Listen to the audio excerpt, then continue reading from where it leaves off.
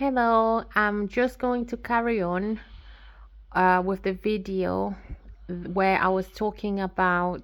So previously, I made a video where I was talking about this couple that met, and the wife has a mortgage, and then they got married, and they're living in the wife's house, which is the mortgage, and the husband manages to pay her mortgage off, and obviously the house is under the wife's name only. If you want to watch that video, it's just gonna be in somewhere in this, you know. It's just gonna be on my videos. You won't be able to miss it because the titles will look the same. Now, so I'm just gonna carry on with this. They got to a point where they bought the second house, they bought it cash, and it's now both in the husband and wife's name. The husband has already paid off the first house, which is the wife's mortgage, and it's only in the wife's name, not his name.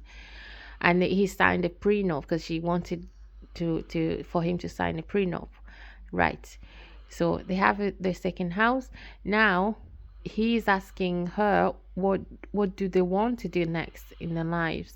So he's suggesting they have the first child because they didn't have kids yet. So he's suggesting they have the first child. She's saying, no, not yet. She doesn't feel like she's ready to have kids yet. She just, what she wants to do next is to get a third property, a third house, before she can, have the first child. So they do that. They again remember, so they're both working two jobs each. So they just continue working, and this time it takes them 10 years to save enough money to buy, because they want to buy cash. They don't want to get mortgages again. 10 years later, they managed to save to buy and the third house, which is a 3-bedroom house. And again, once more, it's in both husband and wife's names, which is great. So now they're tired of working two jobs, and they're feeling really tired. So all these problems. So now they have 3 houses. The first one belongs to the wife only. The second and the third belong to both the husband and wife. And obviously they'll put 2 houses on rent, and they live in one of the houses. They're all big houses. No, they're not like just like 1 or 2 bedrooms. They're like 3 bedrooms, 4 bedrooms. So the 2 are being rented, and 1 they're living in.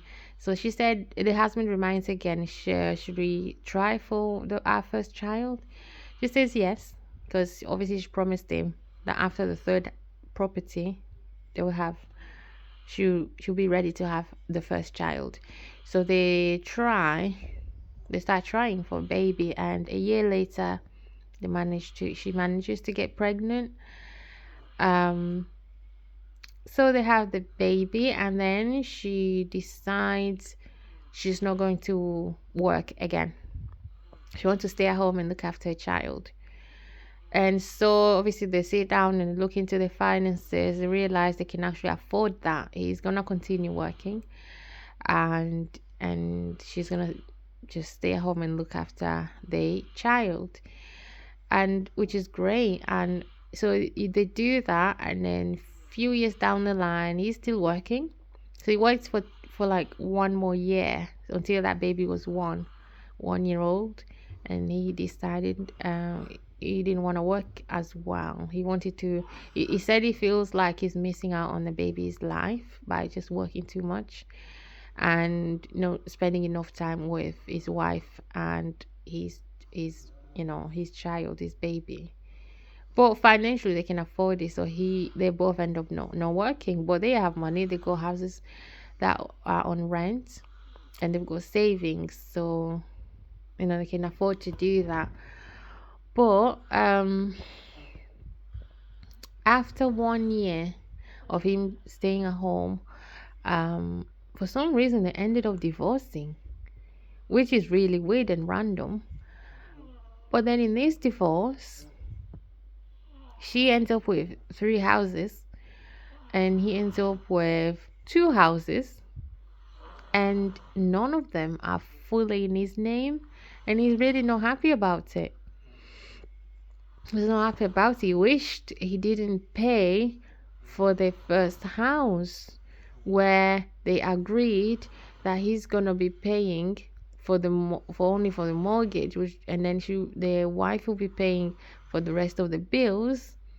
But she argues that, well, for one, he agreed to that, and because at the time he wasn't earning as much as she was earning, so she was able to pay for the bigger bills, which cost more than what he would be paying for, because she could afford it. And that meant, even though he was paying for the mortgage, which did not belong to him, uh, it meant that he could save more money for himself. He said, but yes, I saved money for myself. They said, so there you go. Why are you complaining then? He said, well, that same money you suggested we get a second house, which we ended up putting into obviously both our names. So he said, well, so your name is on the second house.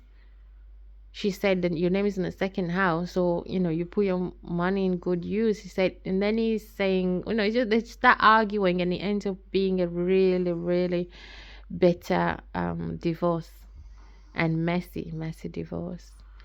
So now he goes around advising all other men who are about to get married never to pay for anyone's mortgage. When finances come in, they need to talk about the finances before they get married. And he doesn't mind signing a prenup, but they should never pay for someone else's mortgage. If the house is not in your name as well, don't pay for it. Either change it into your name so you're both on the mortgage, then start paying for it. But if it's just in one person's name, don't pay for it, because at the end of the day, that's not your house, and you can be kicked out. That's not your house. That's it. You have no, if it's not yours, it's not yours, and you have no right to be there, to be honest, if you're not wanted. So